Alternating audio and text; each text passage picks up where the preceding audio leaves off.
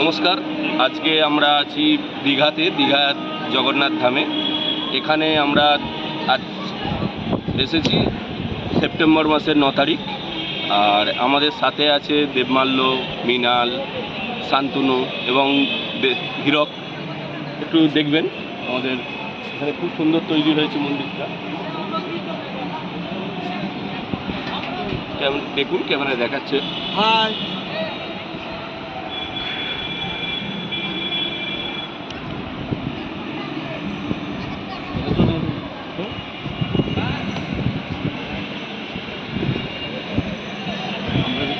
খুব সুন্দর পরিবেশ। আমার কাছে সেটা আছে, আমি সে মাঠে যেটা